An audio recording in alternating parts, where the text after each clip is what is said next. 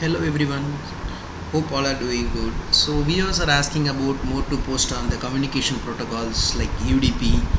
So in this video we are going to see about this user datagram protocol. Okay, yeah. So this is nothing but one form of TCP/IP protocol, which will be abbreviated as UDP, User Datagram Protocol. Okay. So it's like a transport layer protocol, and it's a unreliable and connectionless protocol, as we know. And regarding some technical points, like there is no error checking in UDP. Okay, so there is no check of error checks happening while at the sending end or else at the receiving end. Okay, and we can save some time over there, and data bits over there, and whatever the data we are send, it's like transmitting to the receiving end without any error check. And coming to this structure, the UDP header and the UDP data. The UDP header has 8 bytes. Okay, so 8 bytes, like it's split into 16 bits plus 16 bits, source port and destination port, and the length is 16 bits and the checksum is 16 bits. Here it explains the source port, it's a 2 byte long, and the destination port is 2 byte long field used to identify the port of the destination packet. Yeah, we have to define that port, where it go at the receiving end, where it actually goes. Okay, so the length is nothing but the UDP including the header and the data. The checksum is a 2 bytes long field. So unlike TCP, checksum calculation is not mandatory in UDP. No error control or flow control is provided by UDP. Yeah, as I already told, there is no error control, and the new point is here is flow control. Hence UDP depends on IP and ICMP for error reporting. It only depends on the internet protocol. So it's important. It's applications. Application wise, it's used for a simple request response communication. Yes, it's like a request response communication. There is no acknowledgement or sync between the sending and the receiving end, as well as we saw those sync and acknowledge things in TCP/IP protocol. Okay, so it supports packet switching. Okay, you can come across, you can search like what is packet switching. We may call it as a UDP packs actually. Okay, so it's used for some routing update protocols like routing information protocol, normally used for real-time applications which cannot tolerate uneven delays between sections of received messages. Yeah, it's used for only real-time applications. There is no delay. If it's a live stream, it's like it will stream the data lively, and we can record it in the format whatever we like MAT format or the simulator supported format. Okay, so these are the implementation uses UDP as a transport layer protocol, network time protocol, NP, network news protocol. So these are some implementation which uses this communication protocol.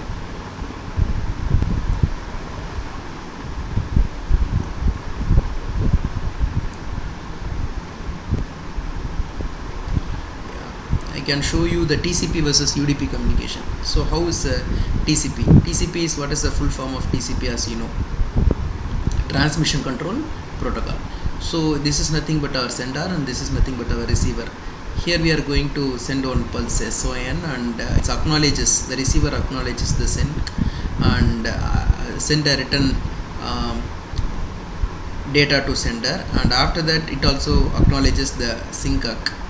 Okay, so whereas in UDP it's nothing simple, it's nothing but a request response. If a sender requests, the receiver responds. If a receiver requests, the sender responds. So it's like a request response basis. So the differences create some advantages. Because of UDP does not require a handshake or check whether the data arrives properly, it is able to transfer data much faster than TCP. Okay, much faster than TCP. It is able to transmit the data.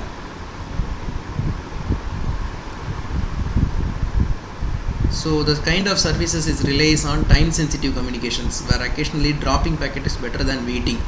Yeah, we can we can experience some packet loss. Actually, we can't wait till it arrives. Just it will stream and it's going on. So it won't it doesn't have any check on while wrapping the packets. Actually, we'll face some more packet losses in the UDP communication. Yeah, so here we have a bot and we have a target, and this is the spoofed UDP packet.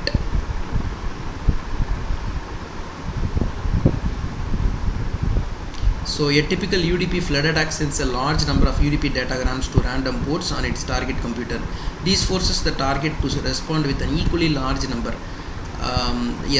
It will split it. It will send two different number of ports in the receiving end. The computing resources required to respond to each fraudulent datagram can exhaust the target.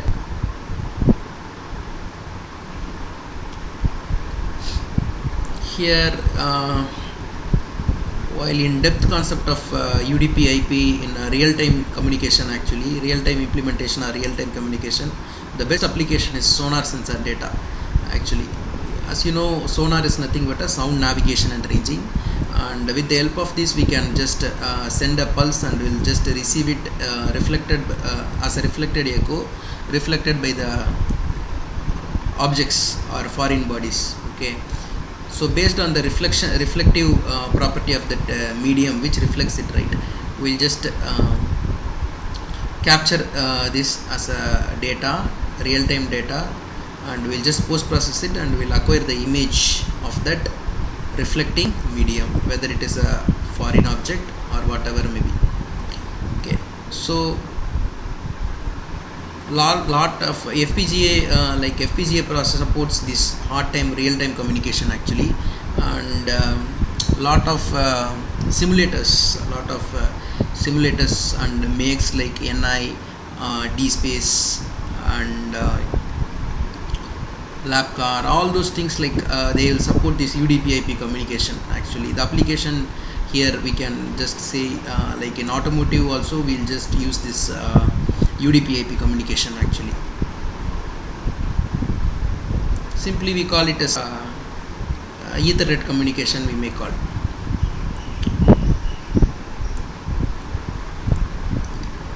See, this paper presents the design and implementation of a minimal UDP IP stack in FPGA that can provide hard real-time transmission of Ethernet frames required in sonar. I will post this IEEE paper link in this video, so you can just go through it. Thank you. Thanks for watching.